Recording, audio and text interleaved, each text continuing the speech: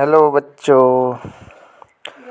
तो जितने भी क्लास 11th के कॉमर्स से रिलेटेड बच्चे हैं, आज मैं बीएसटी से रिलेटेड कुछ क्वेश्चन लेके आया हूँ। और ये क्वेश्चन आपका एमसीक्यू टाइप है, जो आपके बोर्ड एग्ज़ाम के लिए इम्पोर्टेंट हो सकते हैं। तो चलिए स्टार्ट करते हैं, समय ज़्यादा बर्बाद नहीं करते हुए। तो देख रहे हैं क्वेश्चन आपके पास है, यहाँ स्क्रीन पे आप देख रहे हैं। फर्स्ट क्वेश्चन क्या है आपके पास? वह आर्थिक क्रिया, देखेंगे पहला क्वेश्चन, वह आर्थिक क्रिया जिसमें विशिष्ट ज्ञान की आवश्यकता होती है कहलाती है। तो इसका ऑप्शन है पेशा, व्यापार, रोजगार और नन ऑफ दीज। तो आप सभी को पता होगा, आप लोग जहाँ भी पढ़ते होंगे आपको बताया गया होगा कि जिस काम में विशेष ज्ञान की आवश्यकता होती है उसे पेशा कहते हैं। तो इसका सही ऑप्शन होगा पेशा। ठीक है, क्वेश्चन नंबर 2 में आते हैं। क्वेश्चन नंबर 2, ठीक है, 1 मिनट वेट कीजिएगा।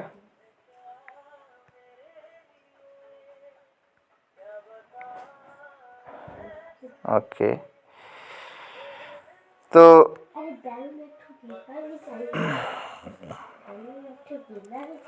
क्वेश्चन नंबर 2 जो है, भारत की एक व्यापारिक फर्म नेपाल को बेचने के लिए, देख रहे हैं क्वेश्चन में, भारत की एक व्यापारिक फर्म नेपाल को बेचने के लिए चीन से खिलौना खरीदती है।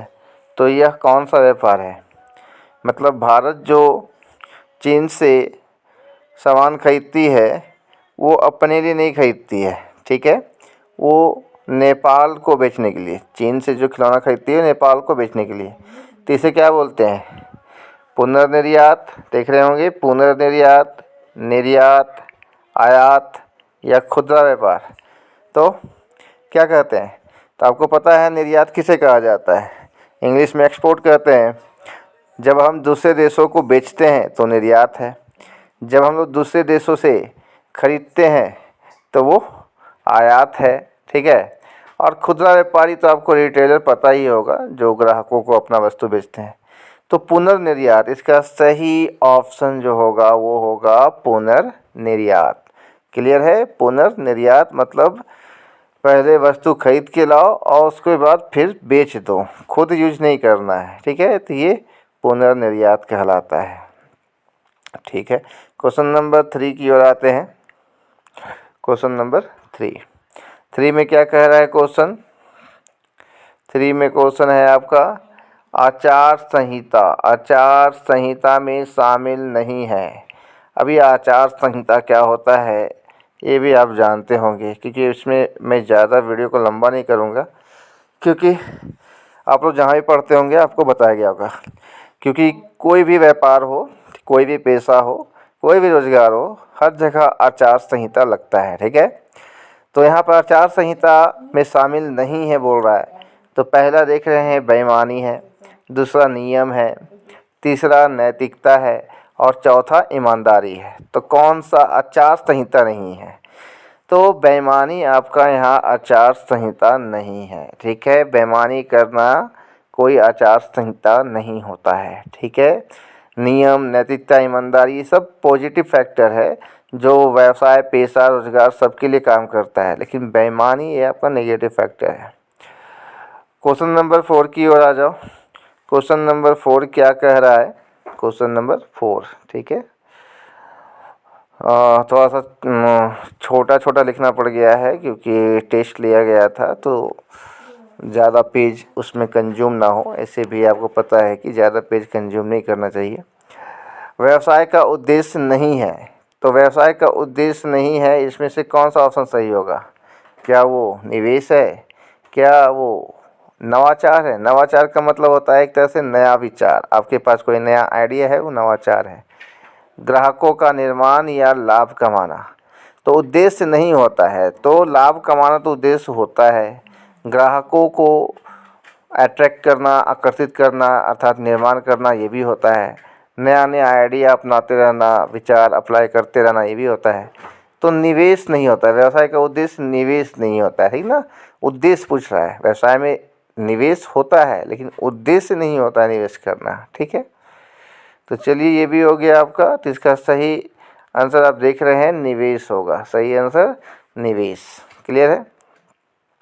चलिए इसको इरेज कर देते हैं। नेक्स्ट क्या है, क्वेश्चन नंबर 5 देख रहे होंगे। क्वेश्चन नंबर 5 क्या कह रहा है। क्वेश्चन नंबर 5 देखिए ध्यान से। एक प्रविवरण देख लो, यहाँ पर अंडरलाइन करते हैं। यहाँ देख रहे होंगे एक प्रविवरण जारी किया जाता है। एक प्रविवरण जारी किया जाता है। ऑप्शन आपके पास है सार्वजनिक कंपनी, निजी कंपनी, वैधानिक निगम, विभागीय उपक्रम। एक प्रविवरण जिसको इंग्लिश में प्रोस्पेक्टस कहते हैं। इंग्लिश मीडियम के जितने भी बच्चे हैं ध्यान रखेंगे, प्रोस्पेक्टस कौन इशू करता है, तो सार्वजनिक कंपनी करता है या निजी कंपनी या वैधानिक निगम या विभागीय उपक्रम। तो इसका सही ऑप्शन क्या होगा, तो इसका सही ऑप्शन है ए, सार्वजनिक निगम मतलब कंपनी। मतलब इंग्लिश में इसे कहा जाता है पब्लिक कंपनी। तो पब्लिक कंपनी जो है, पब्लिक को, नाम ही पब्लिक कंपनी है तो पब्लिक को ये अपना शेयर इशू कर सकती है। आपको पता होगा शेयर क्या होता है, तो पब्लिक को इशू कर सकती है। तो पब्लिक को इशू करने के लिए, पब्लिक को इशू करने के लिए प्रविवरण इशू करना होता है, प्रोस्पेक्टस इशू करना होता है। खास ख्याल रखिएगा इस बात का, ठीक है। चलिए next question number 6। Question number 6 में आते हैं हम लोग। क्वेश्चन नंबर 6 दिख रहा होगा आप लोग को। क्या लिख रहा है क्वेश्चन, कौन सा, ये क्वेश्चन देख लो यहाँ लिखा हुआ है, थोड़ा छोटा है जानते हैं लेकिन आपको दिख रहा होगा। और राइटिंग पर मत जाना प्लीज़, ठीक है, समझने से मतलब रखना। कौन सा व्यावसायिक संगठन का एक विशिष्ट रूप है जहां सदस्यता जन्म से होती है, ठीक है। मतलब व्यवसाय का वह कौन सा प्रारूप है, क्वेश्चन नंबर 6 कर रहे हैं, ध्यान रखना। व्यवसाय का वह प्रारूप कौन सा है जिसमें आपको जन्म से ही उसका मेंबरशिप मिल जाता है। तो ये तो बहुत ही सिंपल क्वेश्चन है, आपको अच्छी तरह पता है। इसका आंसर HUF होगा। क्यों, क्योंकि HUF जिसका फुल फॉर्म है हिंदू अनडिवाइडेड फैमिली, और आगे बिजनेस लगा देना है, ठीक ना। हिंदी में हिंदू अविभाजित परिवार व्यवसाय।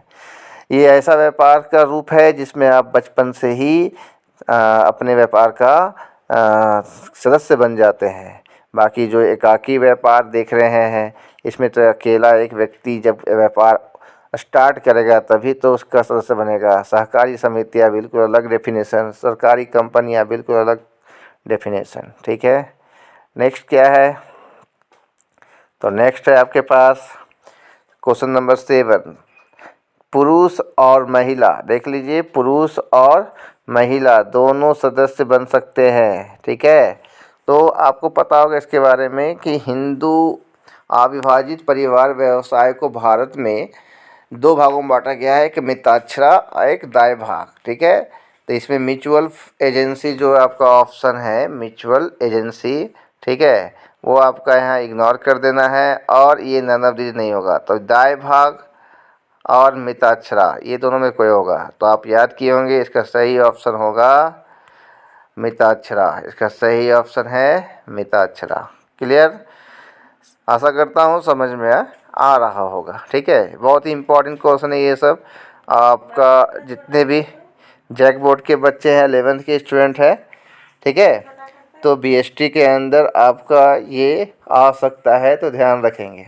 और पसंद आया तो चैनल को सब्सक्राइब जरूर करें। चैनल का नाम आपको मिल जाएगा, वैसे भी मैं बोल देता हूँ, द कॉमर्स केयर, आप टाइप करके देख ले, आ जाएगा। कॉमर्स से रिलेटेड चाहे वो अकाउंट हो या BST हो, ठीक है। यहाँ पर आपको सभी वीडियो अवेलेबल मिलेगा। आपको 11th का हो, 12th का हो, BCom में सेमेस्टर 1 से लेकर सेमेस्टर, अब तो न्यू सेमेस्टर मतलब नया न्यू एजुकेशन पॉलिसी के अकॉर्डिंग आपको अब 8वां सेमेस्टर का भी मिलेगा। लेकिन अभी फ़िलहाल 6 सेमेस्टर का भी पेपर, जितना भी पेपर है उस सब का वीडियो मैं बनाऊंगा। अभी फ़िलहाल मैं स्टार्ट ही किया हूं, तो वेट कीजिए, 1 साल 2 साल के अंदर सभी वीडियो आपका अपलोड हो जाएगा। ठीक है, तो क्वेश्चन नंबर 7 की ओर हो गया। क्वेश्चन नंबर 8 की ओर आते हैं। क्वेश्चन नंबर 8 क्या कह रहा है कि किस व्यावसायिक उद्यम की एक अलग कानूनी इकाई नहीं है, इकाई नहीं है। मतलब कहने मतलब है कि ऐसा कौन सा उद्यम है, या आप बोल सकते कौन सा व्यापार है जिसका अलग कोई मतलब अलग से कोई कानून नहीं बनाया गया है। ठीक ना, तो क्या वो एकल स्वामित्व है, क्या वो साझेदारी है, क्या वो कंपनी है, या सहकारी समिति? तो आपको पता है, आप पढ़े हैं। यदि आप नहीं पढ़े हैं तो प्लीज़ आप कांटेक्ट कर सकते हैं और the commerce care coaching centre में आकर आप इसके संबंध में डिटेल से पढ़ाई कर सकते हैं। ठीक है, तो सहकारी समिति के लिए तो आपको पता है इसका अपना एक कानून है। वो कानून आपका 1912 का है, के लिए 2013 का कानून है, साझेदारी के लिए 1932 का कानून है। बस एकाकी व्यापार, जिसको एकल स्वामित्व भी कहते हैं, एकल स्वामित्व, इसके लिए कोई भी कानून नहीं है। इसलिए सही जो इसका आंसर होगा वो आपका होगा एकल स्वामित्व। ठीक है, तो क्वेश्चन नंबर 8 भी कंप्लीट हो गया। अब हम लोग चलते हैं नेक्स्ट क्वेश्चन की ओर। ठीक है, वेट करेंगे।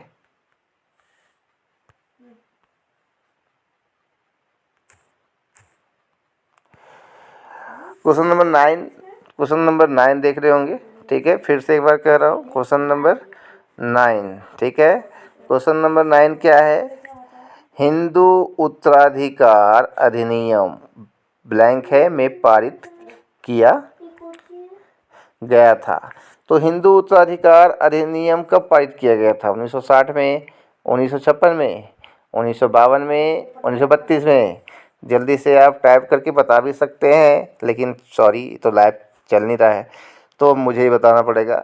वैसे आप खुद से गेस करके देख लो। तो इसका सही आंसर जो होगा वो है 1956 है, 1956। ठीक है, सही आंसर आपका 1956 होगा। ठीक है, नेक्स्ट क्वेश्चन नंबर 10। एक सार्वजनिक कंपनी बनाने के लिए सदस्यों की न्यूनतम संख्या।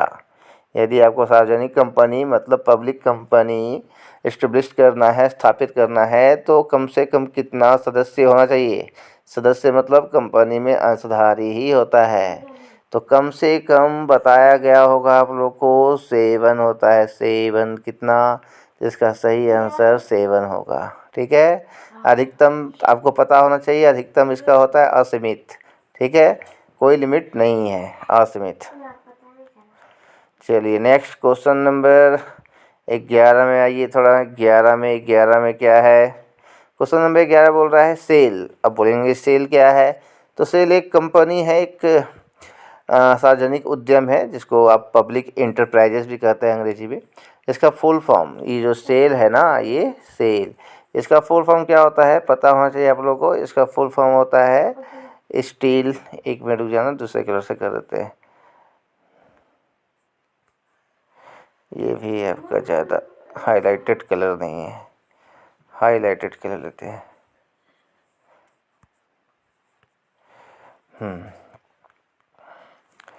इसका क्या होता है?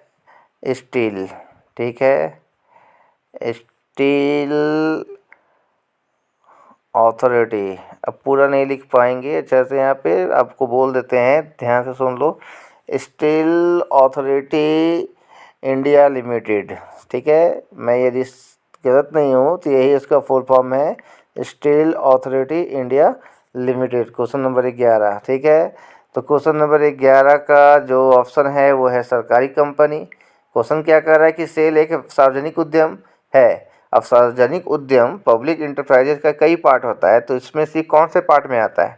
तो सरकारी कंपनी में आता है, या वैधानिक निगम, या विभागीय उपक्रम, इंग्लिश में बोले तो गवर्नमेंट कंपनी।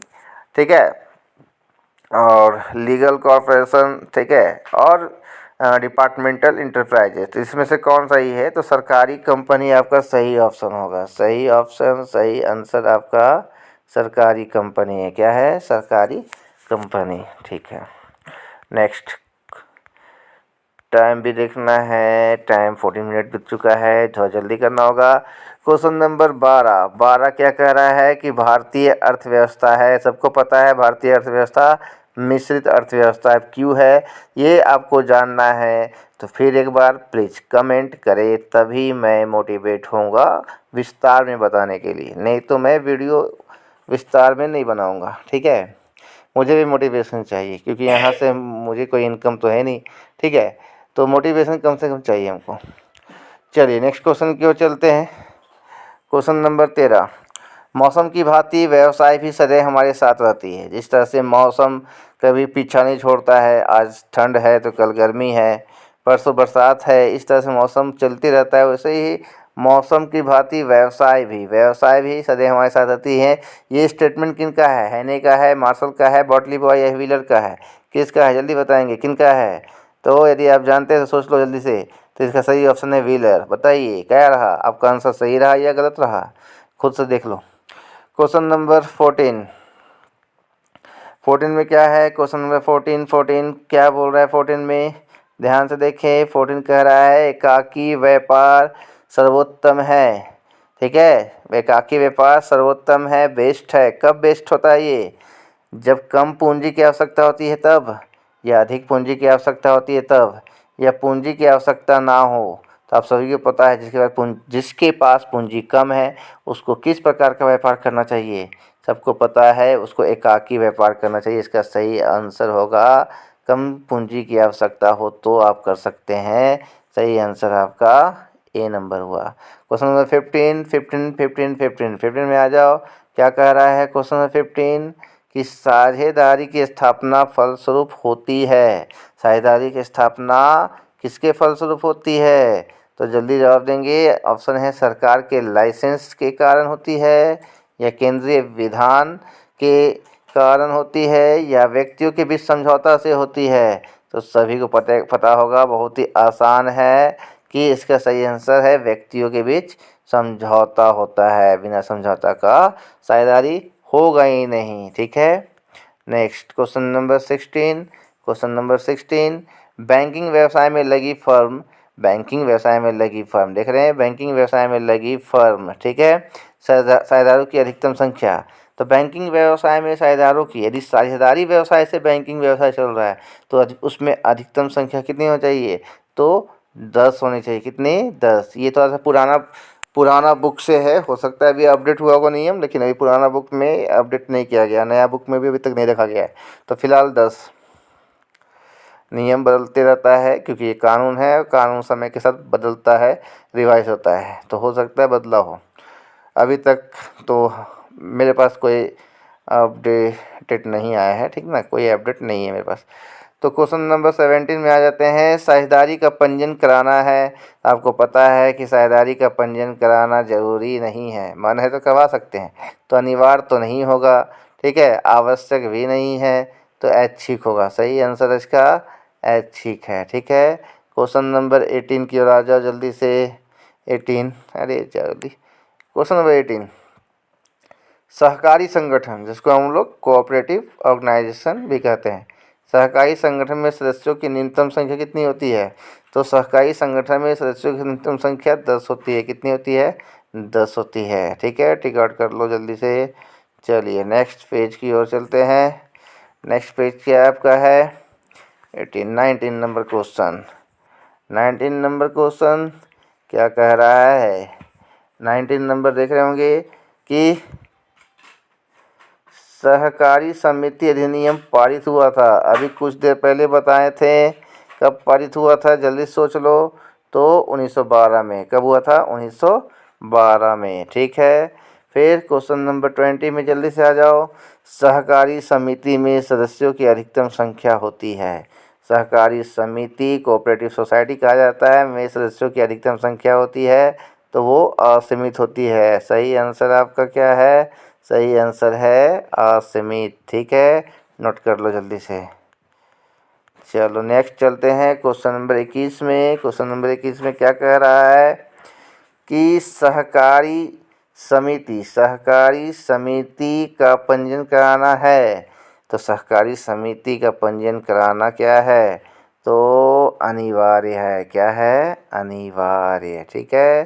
क्यों है? नहीं है, टाइम अभी मेरे पास नहीं है क्योंकि वीडियो लंबा हो रहा है और लोड करने में बहुत ही ज़्यादा जीबी एक्सपेंस होता है, जीबी खर्च होता है और उसके लिए पैसा भी लगता है। तो जब तक आप लाइक नहीं करेंगे, सब्सक्राइब नहीं करेंगे, मोटिवेशन नहीं आएगा तो मैं क्यों इन्वेस्ट करूँ इसमें। ठीक है। तो लाइक और सब्सक्रिप्शन देते जाओ, सब्सक्रिप्शन बोल दिए, सॉरी, सब्सक्राइब करते जाओ। ये फ्री चैनल है, आराम से आप पढ़ सकते हैं।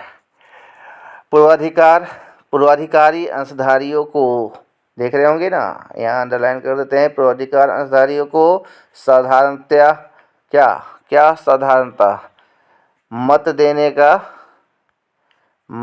का अधिकार नहीं होता है। बिल्कुल नहीं होता है, सही है ये। ठीक है ना। फिर सीमित मत देने का अधिकार होता है, नहीं, ये क्रॉस गलत है। पूर्ण मताधिकार, नहीं, ये सिर्फ संताधारी को पूर्ण मताधिकार होता है, इसलिए मत देने का अधिकार नहीं होता है। यही सही आंसर है आपका। ठीक है। ठीक है, चलो आगे बढ़ते हैं जल्दी से क्वेश्चन नंबर 23 की ओर। एक निजी कंपनी में सदस्यों की अधिकतम संख्या है। तो निजी कंपनी में सदस्यों की अधिकतम संख्या 200 होती है। न्यूनतम 2 और अधिकतम कितना? 200। देख रहे हैं, घेर दे रहे हैं, 200 है। नेक्स्ट क्या है? क्वेश्चन 24 है। 24 क्या कह रहा है, क्या पूछ रहा है? कंपनी के निदेशक मंडल का चुनाव के द्वारा होता है। किसके द्वारा होता है कंपनी के निदेशक मंडल का चुनाव? तो सामान्य जनता द्वारा, सहकारी संस्था द्वारा, अंशधारक द्वारा या कर्मचारी द्वारा। तो आपको पता होगा, बहुत ही आसान है, अंशधारी। इसका सही ऑप्शन है अंशधारी। अंशधारी। ठीक है, अंशधारी। नेक्स्ट आगे बढ़ो। कंपनी के उद्देश्य किसके द्वारा निर्देशित होते हैं? मतलब समझ गए होंगे कि कंपनी का उद्देश्य का वर्णन कहाँ? पार्षद अंतर नियम, पार्षद सीमा नियम, प्रविवरण या समामेलन। इंग्लिश में मेमोरेंडम ऑफ आर्टिकल होता है ये मेमोरेंडम ऑफ एसोसिएशन होता है, ये प्रोस्पेक्टस हो गया और ये इनकॉर्पोरेशन सर्टिफिकेट हो गया। तो इसका सही ऑप्शन क्या होगा? जल्दी बताओ, कौन बताएंगे? जल्दी सोच लो। तो इसका सही है ये है पार्षद सीमा नियम, पार्षद सीमा, मेमोरेंडम ऑफ एसोसिएशन। ठीक है। चलिए नेक्स्ट पेज की ओर चलते हैं। Next page, last page, 30 question का सेट था। आज मैंने अपने कोचिंग सेंटर में बच्चों का टेस्ट लिया था, तो सोचा कि चलो आप लोगों को भी बता दिया जाए, आप लोगों का भी कुछ मदद हो जाएगा और आप भी खुश रहेंगे हमसे, और थोड़ा सब्सक्राइब करके और खुश कर देंगे। नहीं तो बाकी तो आप लोग फालतू चैनल देखो और खूब सा रील्स बनाओ। ठीक है, यही समय बर्बाद करते रहो खाली। क्वेश्चन नंबर 26, क्वेश्चन नंबर 26 में आ जाओ। 26 में क्या है एक सरकारी कंपनी वह है जिसके अंतर्गत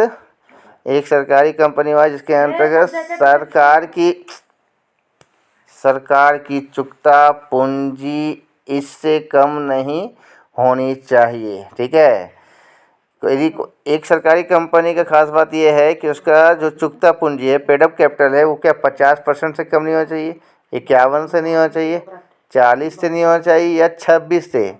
तो सबको पता है इसका सही आंसर 51%। 51%। समझ में आ रहा है? 51%। क्वेश्चन नंबर 27, एक सार्वजनिक कंपनी का निर्माण नहीं हो सकता। एक सार्वजनिक कंपनी का निर्माण नहीं हो सकता है। तो आपको पता है एक सार्वजनिक कंपनी निर्माण आप जब तक सीमा नियम, ये देख रहे हैं सीमा नियम, पार्षद सीमा नियम, ये बताएं, जब तक नहीं बनाएंगे तब तक नहीं होगा, उसका रजिस्ट्रेशन नहीं होगा। क्वेश्चन नंबर 28 में है समता अंशधारियों को सामान्यता वोट देने का अधिकार नहीं होता है। बिल्कुल गलत। वोट देने का सीमित अधिकार होता है। बिल्कुल गलत। वोट देने का पूर्ण अधिकार होता है, ये बताए थे। पूर्वाधिकार भी क्वेश्चन था। पूर्ण होता है अधिकार, क्या होता है? पूर्ण। सी नंबर ऑप्शन होगा। फिर प्रवर्तक वह व्यक्ति होता है, प्रवर्तक मतलब प्रमोटर। प्रमोटर कौन सा व्यक्ति होता है? क्वेश्चन 29 देखो, क्वेश्चन नंबर 29, प्रवर्तक कौन व्यक्ति होता है? तो कंपनी के समामेलन में भाग लेता है वो, या संचालक या प्रबंध प्रबंध संचालक का रिश्तेदार, तो सही ऑप्शन है कंपनी के सम्मेलन में भाग लेने वाला व्यक्ति होता है। कंपनी को जब तक वो स्थापित नहीं करता है तब तक काम करता है, वो प्रवर्तक होता है। उसके बाद लाभ हानि के संबंध में अनिश्चितता को जोखिम कहते हैं। ठीक है, लाभ होगा या हानि होगा किसी को नहीं पता है, इसमें ये जोखिम है। ये किसका स्टेटमेंट है? तो ये हार्डे का स्टेटमेंट है। किसका स्टेटमेंट है?